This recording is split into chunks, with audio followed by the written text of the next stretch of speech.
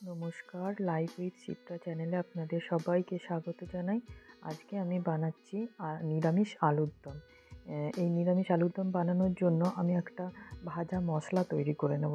সেই ভাজা মশলা তৈরি করার জন্য আমার এখানে লাগছে গোটা জিরে, গোটা ধনে, সামান্য একটু পোস্ত, গোটা গরম মশলা আর একটা শুকনো লঙ্কা।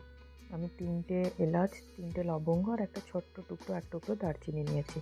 একটাই লঙ্কা নিয়েছি কারণ আমি বেশি ঝাল বানাবো না। আপনারা যদি একটু ঝাল খেতে চান, বানাতে চান, তাহলে এখানে লঙ্কার পরিমাণ বাড়াতে পারেন। অবশ্যই একটু আলুর দম, নিরামিষ আলুর দম একটু ঝাল হলে বেশি ভালো হয়। এবার এটাকে শুকনো খোলায় আমরা ভেজে নেব, একদম ড্রাই রোস্ট করে নেব। ভেজে তারপর ঠান্ডা করে এটাকে গুঁড়ো করে রাখবো।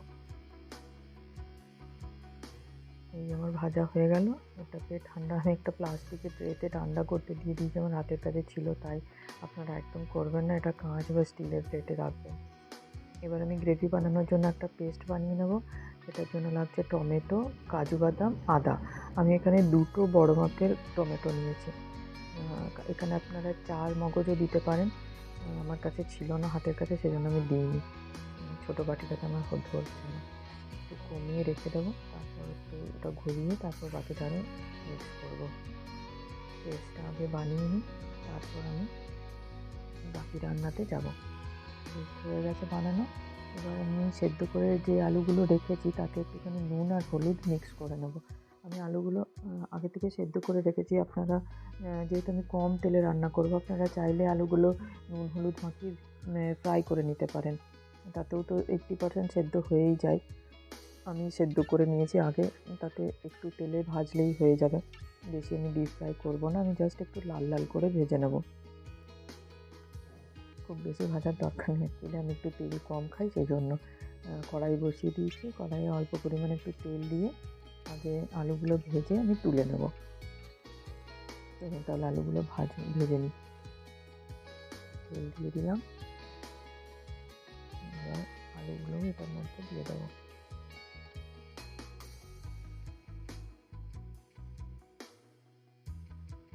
মনে হচ্ছে আমার খুন্তিটা চেঞ্জ করে নিলে ভালো হতো। খুন্তিতে না ঠিকভাবে, আমি জানি না কেন আমার খুব একটা সুবিধে হয় না আলুর দম এসব তরকারিতে। খুন্তিটা চেঞ্জ করেই নিলাম আমি, এই খুন্তিটাতে আমার খুব সুবিধা হয়। আলুগুলো ভেজে আমি তুলে নিলাম। এরপর গ্রেভিটা বানাবো। গ্রেভিটা বানানোর জন্য আবারও একটু অল্প পরিমাণে তেল দিয়েছি। আপনারা দেখতে পাচ্ছেন যে আমি খুব একটা বেশি তেল দিইনি। একটু তেল দিয়েছি, তেলের মধ্যে একটু নুন আর হলুদ দিয়ে নিচ্ছি, যাতে বাটা মশলাটা আবার ছিটে গায়ের মধ্যে না আসে।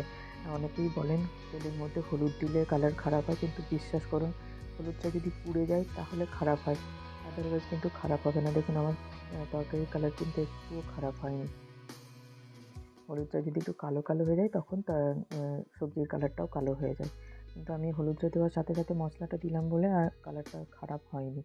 এরপর আমি এর মধ্যে দিয়ে দিয়েছি কাশ্মীরি লঙ্কার গুঁড়ো, একটু লাল লাল হবে, রঙটা ভালো হবে। কাশ্মীরি লঙ্কার গুঁড়ো দেওয়া হয়ে গিয়ে একটু মিক্স করে নিলাম। তারপর দিচ্ছি একটুখানি হলুদ আর পরিমাণ মতো লবণ। লবণ আর হলুদ দিয়েও আবার আমি মিক্স করে নেব।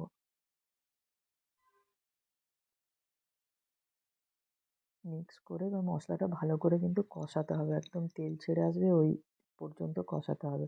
আমি একটু জল দিয়ে দিয়ে কষাচ্ছি, কারণ আমি তেলের পরিমাণ কম দিয়েছি তো, সেজন্য মশলাটা লেগে যাচ্ছে। এরপর দিয়ে দেবো এর মধ্যে টক দই। এখন গ্যাসের ফ্লেম কিন্তু আমি একদম কম করে দিয়েছি, নাহলে দইটা কেটে যাবে, এটা তো সবাই জানে।